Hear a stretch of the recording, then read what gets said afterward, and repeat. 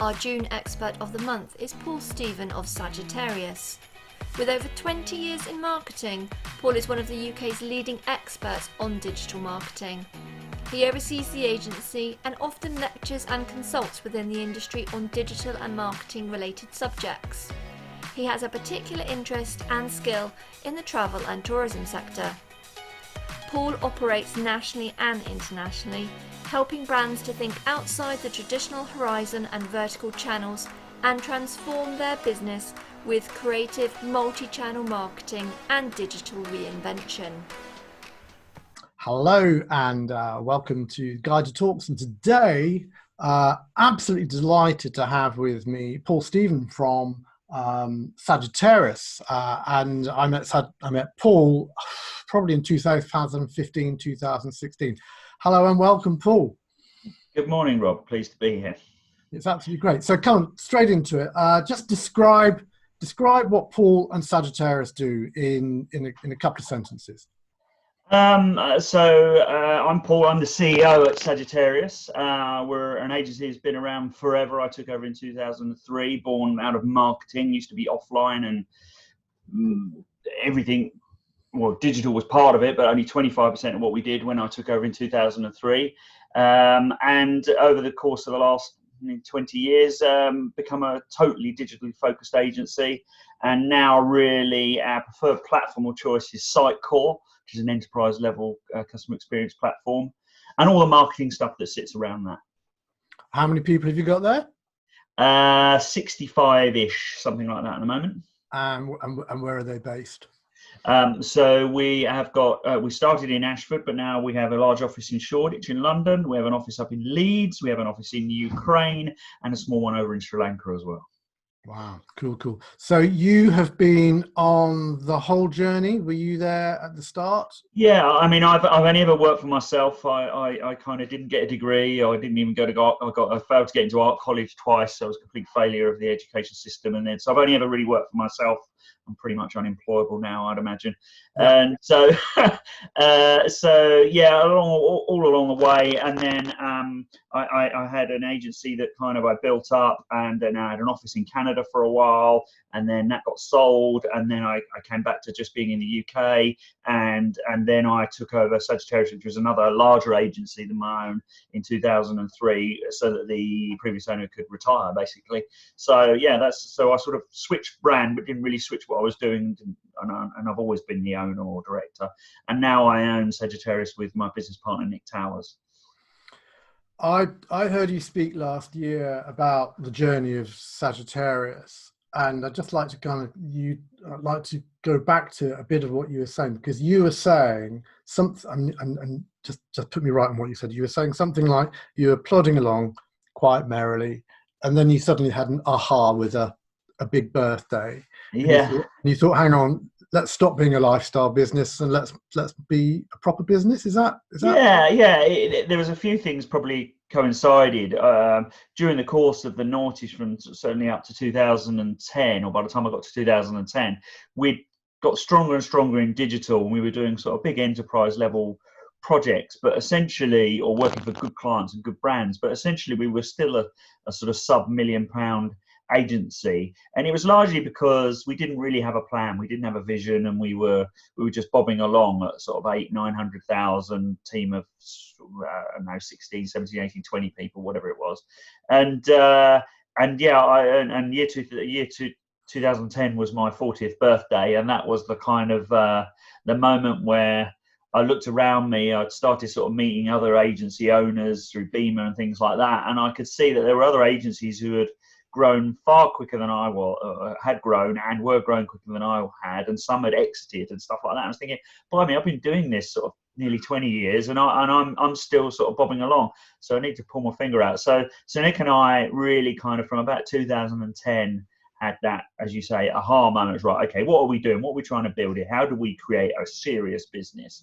So it was a slight flip from, I hadn't really considered ourselves being a lifestyle business. I thought I was working hard and doing the best I could, but it was the lack of a vision and a plan that probably was the turning point.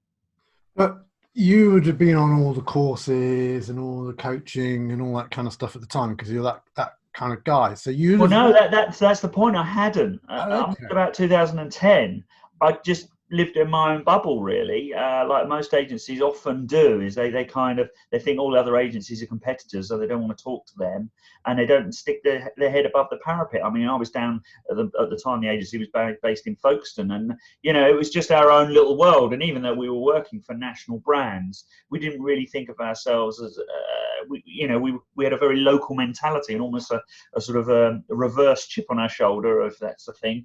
That we were maybe we didn't think we were good enough or big enough to be as good as everyone else. And in 2011-12, we won a Beamer Award for an app we developed called Headspace, and that beat the London Olympic app. It was 2012 in the Beamer Awards.